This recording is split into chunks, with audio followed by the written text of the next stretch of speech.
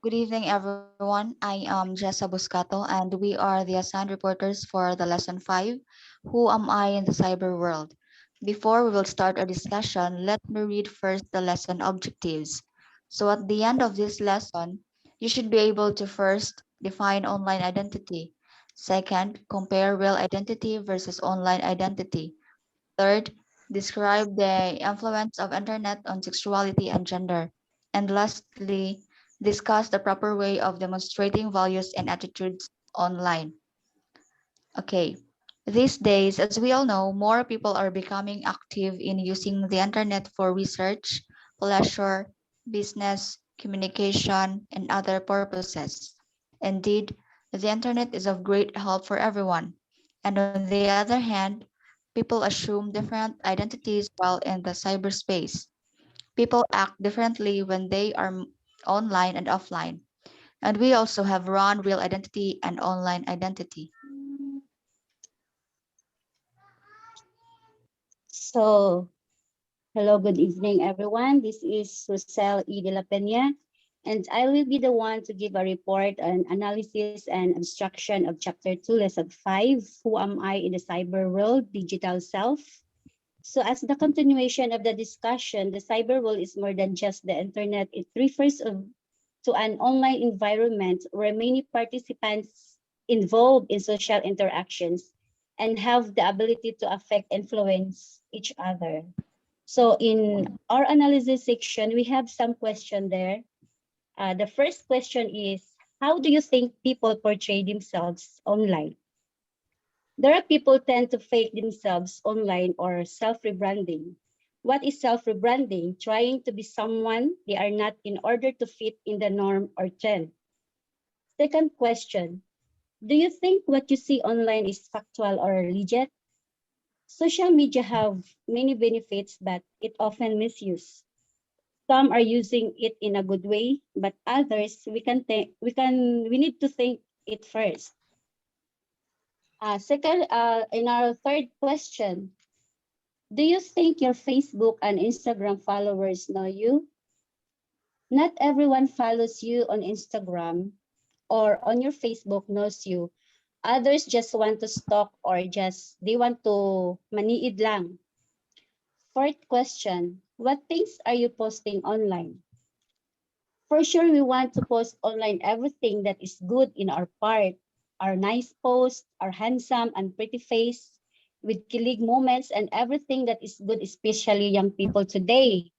Halos tanan nilang lihok, ganahan nilang i-post. And our last question, what are the things you don't post online? I think some of us, some, not all, don't want to post their real identity and personal information. As I said a while ago, cyber world or social media have many benefits, but it's often misused. So that's the cyber world. Cyber world has a big impact in our lives. It can be good or bad depending on how we use it. So that's in our analysis section, chapter 2. So in our graph, that's the number of people who are becoming more active online continues to increase worldwide. More than half of the population worldwide now uses the internet.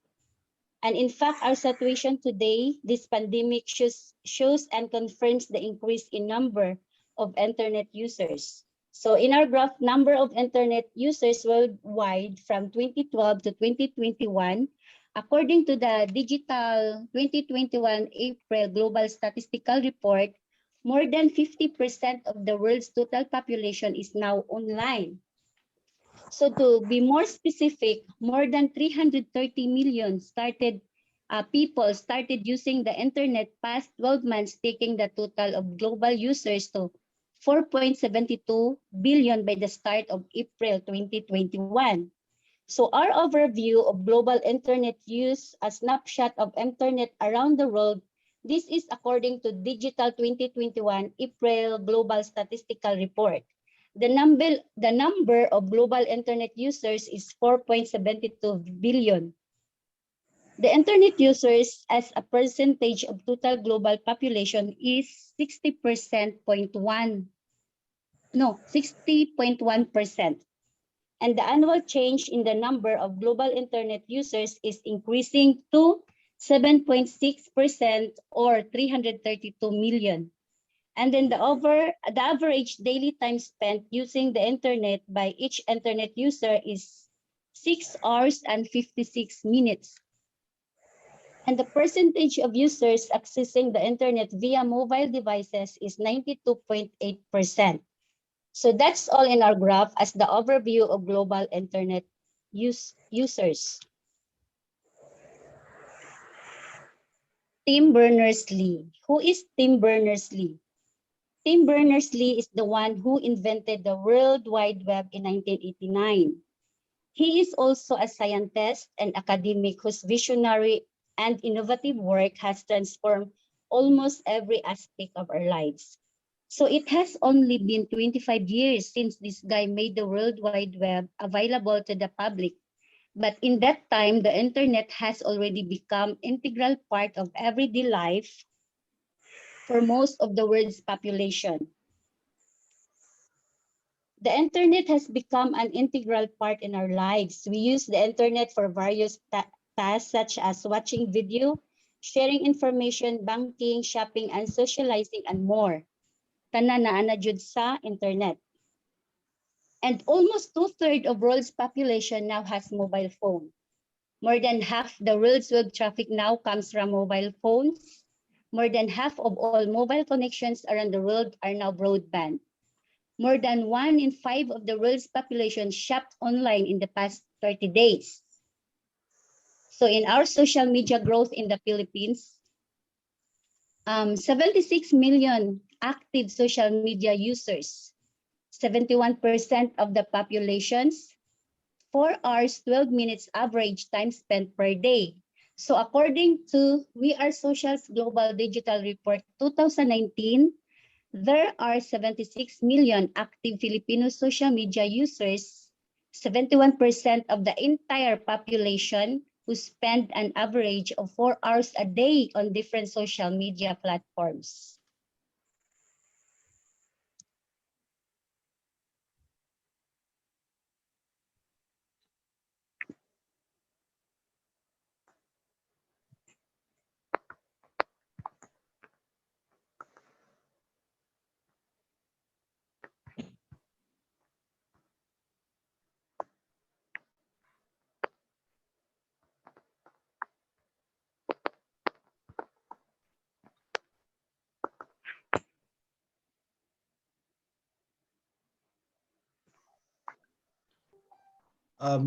Global Digital Snapshot and Annual Growth. My name is Cielo Michael Vincent.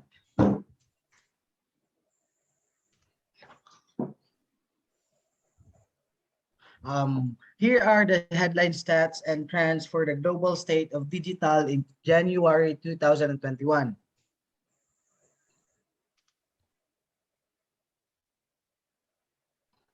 The world's population stood at 7.83 billion at the start of 2021. The United Nations reports that this figure is currently growing by 1% per year, which means that the global total has increased by more than 80 million people since the start of 2020.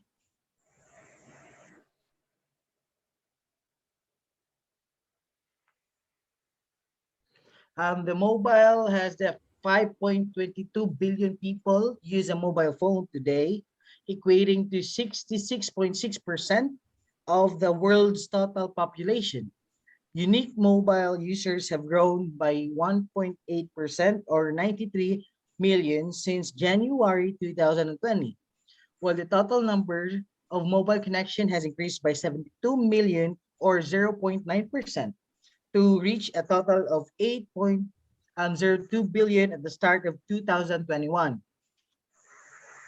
And the internet has 4.66 billion people around the world use the internet in January 2021 by up by 316 million or 7.3% since this time last year. Global internet penetration now stands at 59.5%. The social media, um, there are now 4.20 billion social media users around the world. This figure has grown by 419 million over the past 12 months, delivering year-on-year growth of more than 13%. The number of social media users is now equivalent to more than 53% of the world's total population. Thank you. All right, so let's have our selective self-presentation and impression management. So this is Clarissa Abejo. All right, so we have here the philosophers, Golfman, 1959, and Larry, 1995. So for them, self-presentation is the process of controlling how one is perceived by the other people, and it is the key to relationship, inception, and development. So for them to construct positive images, individuals selectively provide information about them and carefully cater this information in response to others' feedback. We also have here Norbert Schwartz, that will be 2010. So for him, he mentioned that we have entered an extraordinary era of self-portraiture.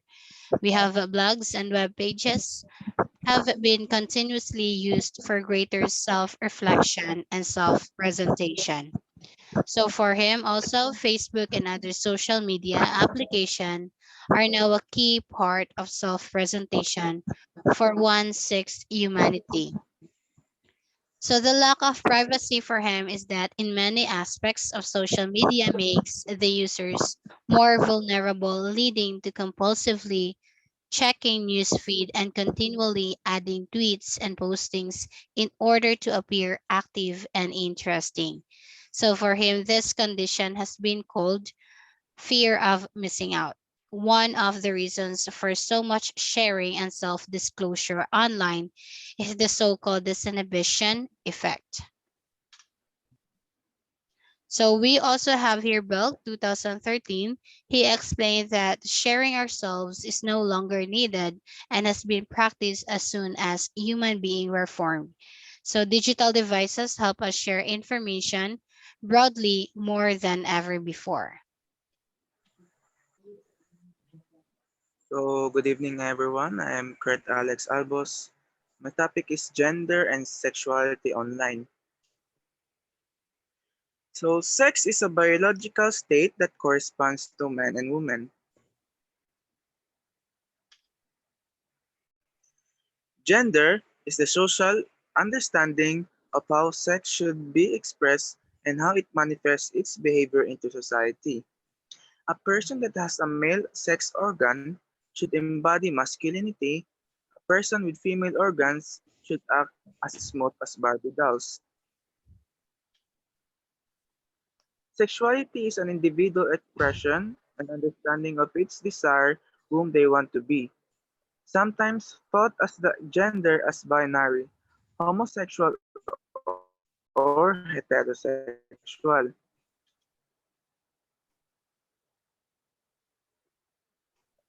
So performing gender online.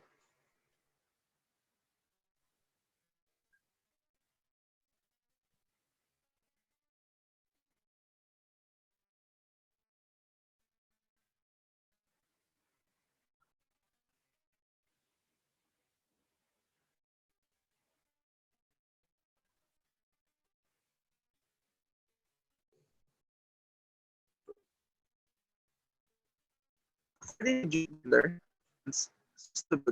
she argues that this performative in a way that should be from some influencers, something that create people consciousness because of the gender trend in social media.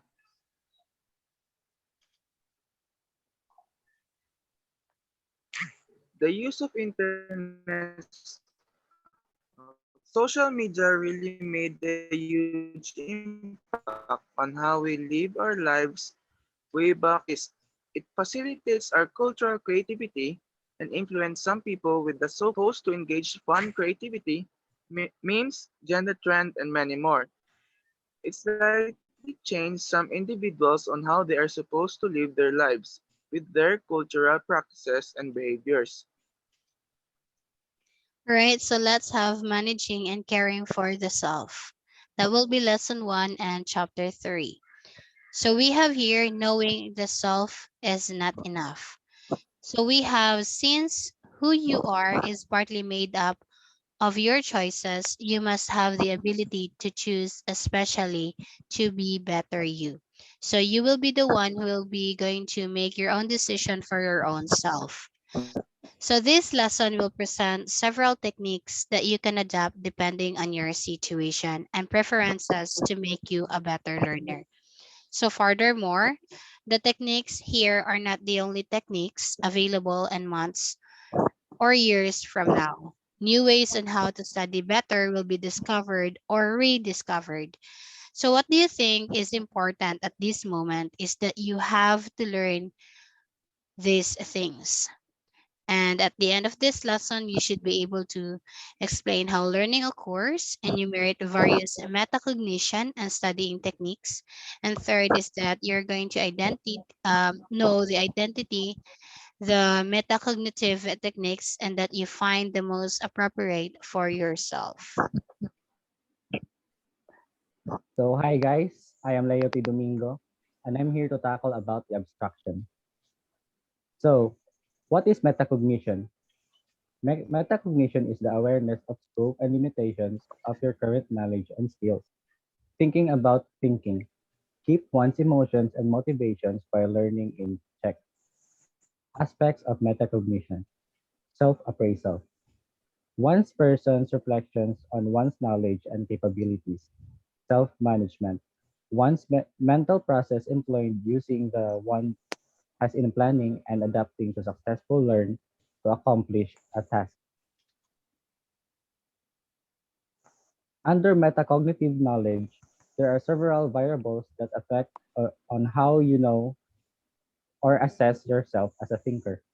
First is a personal variable, which is your evaluation of your strengths and weaknesses in learning. Second is the task variable, which is what you think about the nature of the task, as well as the strategies the task requires. And lastly, the strategy variable refers to the strategies or skills you already have in dealing with a certain task. It must be noted that in order to make self-appraisal and self-management work, we must have accurate self-assessment. We must be honest about what we know and capable of in order to find what ways to utilize and our strengths and weaknesses to improve on our weaknesses. The following are the other skills that can help us exercising metacognition: knowing your limits, modifying your approach, scheming, rehearsing, self-test.